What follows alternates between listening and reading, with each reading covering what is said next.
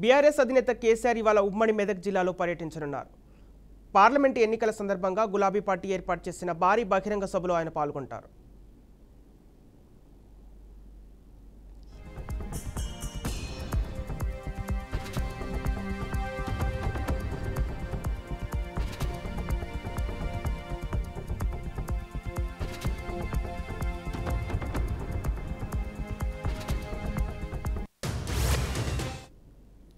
BRS అధినేత కేసీఆర్ ఇవాళ ఉమ్మడి మెదక్ జిల్లాలో పర్యటించనున్నారు. పార్లమెంటు ఎన్నికల సందర్భంగా గులాబీ పార్టీ ఏర్పాటు చేసిన భారీ బహిరంగ సభలో ఆయన పాల్గొంటారు. ఇక సుల్తాన్పూర్లో నిర్వహించనున్న ప్రజా ఆశీర్వాద సభకు లక్షలాది మందికి పైగా ప్రజలు హాజరవుతారన్న అంచనాతో బీఆర్ఎస్ నేతలు ఏర్పాట్లు ముమ్మరం చేశారు. మెదక్ జహీరాబాద్ లోక్సభ నియోజకవర్గాల పరిధిలోని 6 అసెంబ్లీ సెగ్మెంట్ల నుంచి జన సమీకరణపై ప్రత్యేకంగా దృష్టి పెట్టారు.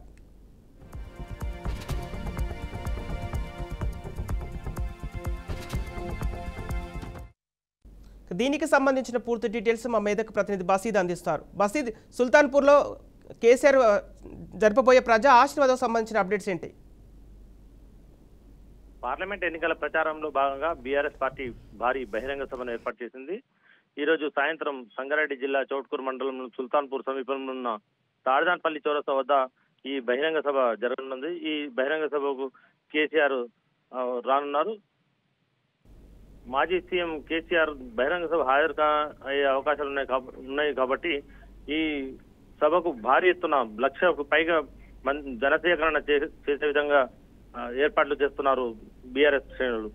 సంపత్, ప్రస్తుతం అయితే జహీరాబాద్ పార్లమెంట్ మరియు ఈ సంగారెడ్డి పార్లమెంట్ నియోజకవర్గ పరిధిలో ఉన్న సంగారెడ్డి, పటాన్చెరు, నర్సాపూర్ తో పాటు జహీరాబాద్ పరిసర ప్రాంతాల్లో ఉన్న గ్రామాల నుంచి సమీకరణ చేసేందుకు శ్రేణులు బాగా కష్టపడుతున్నాయి. ఇదే విధంగా దగ్గరుండి జిల్లా ఇన్ఛార్జ్ అయిన చింత ప్రభాకర్ కూడా దగ్గరుండి ఏర్పాట్లను పరిశీలిస్తున్నారు. ప్రస్తుతం అయితే ఈ బహిరంగ సభలో కేసీఆర్ ఏం మాట్లాడబోతున్నారు అనే ఉద్దేశంతో చాలా మంది సందిగ్ధత నెలకొంది. సుల్తాన్పూర్ బహిరంగ సభలో బీఆర్ఎస్ అధినేత ఏ అంశాలు చర్చించే అవకాశాలు కనిపిస్తున్నాయి? ఉద్యమాల గడ్డ అయిన ఈ మెదక్ జిల్లాలో గతంలో ఆయన ఈ ప్రాంతానికి పట్టుకున్న నాయకునిగా ఉన్నారు. అదే విధంగా మాజీ సీఎం కాబోతో పాటు ఈ ప్రాంతంలో ఉన్న విషయాల మీద కాంగ్రెస్ బీజేపీ ఎలాంటి స్పీచ్ ఇవ్వబోతున్నారని కూడా ఆసక్తి నెలకొంది.